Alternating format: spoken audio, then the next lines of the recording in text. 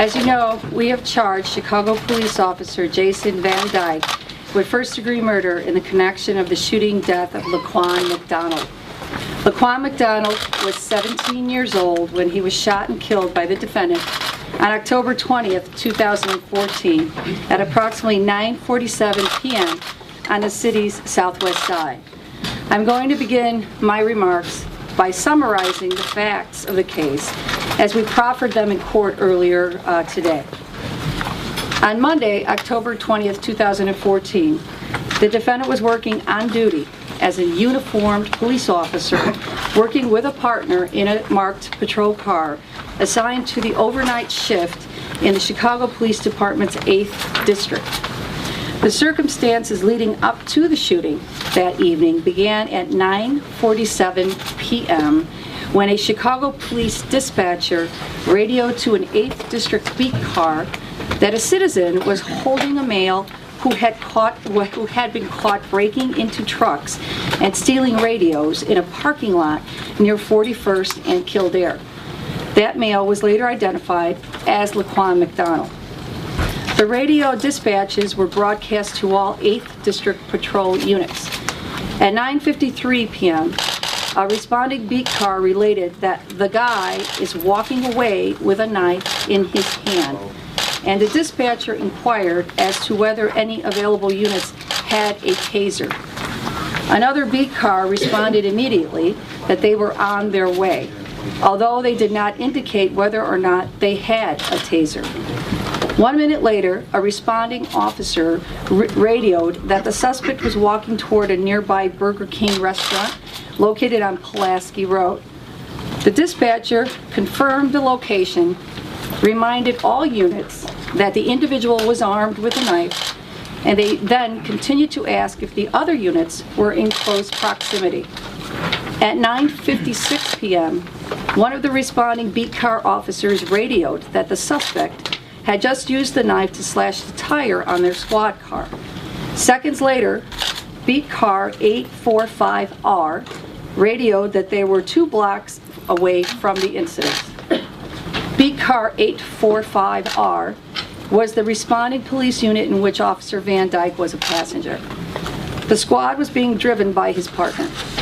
Seconds later, 2 additional police officers responded through radio transmissions that they were on their way as well. At that point, a total of 8 officers, including this defendant and his partner, had arrived on the scene in 4 vehicles to assist the officers who had the initial contact with Laquan. None of these officers were equipped with tasers. The dash camera of one of the responding beat cars captured the shooting, but no audio was recovered. Although some of the other responding units had operating dash cams, due to their positioning, they did not capture the actual shooting, nor do they contain audio recordings.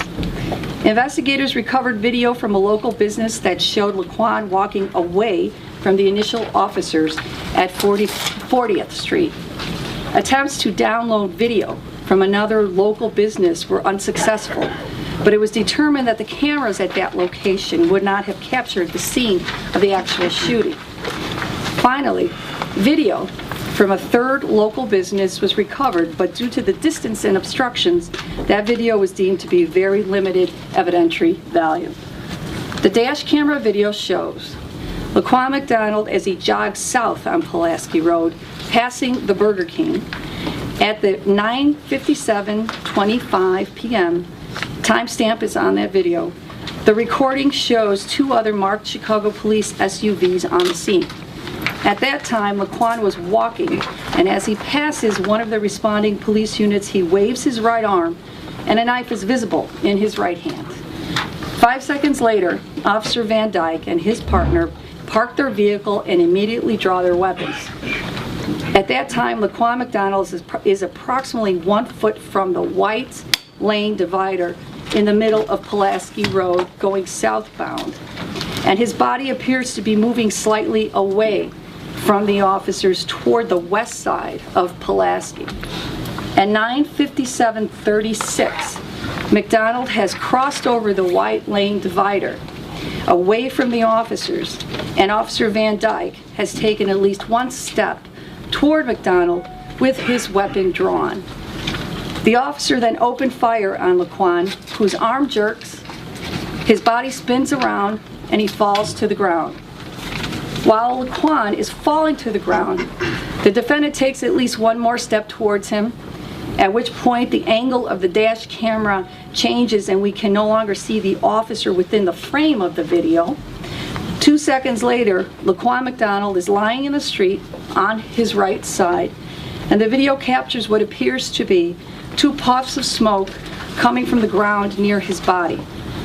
These puffs of smoke were later identified as clouds of debris caused by the fired bullets.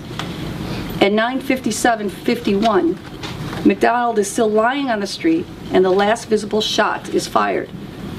In the 13 seconds that he has been on the ground, his body has jerked and his arms have moved slightly. There have been 3 visible clouds of debris indicating shots hitting the pavement near Laquan McDonald's body. At 9:57:54, Officer Van Dyke's partner approaches McDonald and kicks the knife out of his hand.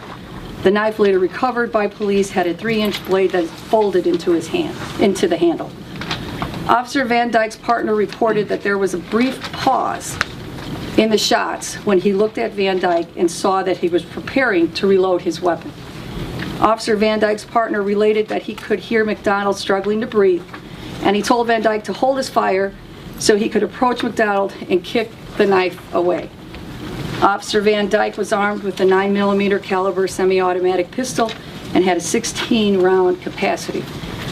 Chicago police investigators later recovered 16 fired cartridge cases from the scene, and the Illinois State Police determined that all those cartridge cases had been fired from Officer Van Dyke's weapon. Our investigation has determined that Officer Van Dyke was on the scene for less than 30 seconds before he started shooting. In addition to the fact that all evidence indicates that he began shooting approximately 6 seconds after getting out of his vehicle.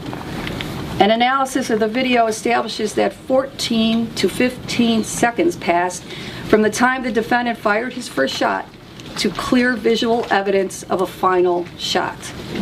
For approximately 13 of those seconds, Laquan was lying on the ground. On the right, of the 8 or more officers on the scene, it was only the defendant who fired his weapon. Laquan had a pulse at the time Chicago Fire Department paramedics arrived at the scene, but lost his pulse during transportation to Mount Sinai Hospital. Once at the hospital, life-saving efforts were unsuccessful, and he was pronounced dead. According to the interviews with officers on the scene, Laquan McDonald never spoke to the officers, never responded to their numerous verbal commands to drop the knife. The first responding officers stated that they did not see the need to use force against McDonald when they encountered him, and that he began running away towards Pulaski when silence could be heard. Several civilians also witnessed the shooting. One was a motorist stopped in traffic on Pulaski when he saw McDonald walking in the street immediately before he was shot. The motorist described McDonald as looking for a way to get away from the police. The motorist stated that McDonald never moved toward, lunged at, or did anything threatening towards the officers before he was shot and fell to the ground. It's extremely complicated when you investigate police shootings. So with that being said, this investigation was tenacious, it was meticulous. We did everything to make sure that we were not going to jeopardize our case, because if we do, and we use tainted evidence obtained against the Garrity ruling, our indictment will be dismissed. So we want to make sure that we are following all the rules and making sure that everything is done. And so that's why this investigation and all police investigations take a significant amount of time. The bottom line is these cases, unlike most cases, require a meticulous examination that could seem to the passive observer to be taking too long. However, the unique and complex nature of these issues means that these cases are time-consuming, requiring a massive and labor-intensive effort. It is not at all unusual for these types of investigations to take up to 20 months before reaching a charging decision. In this case in particular, many people from the FBI, the United States Attorney's Office, and my office have been working tirelessly to reach a just conclusion.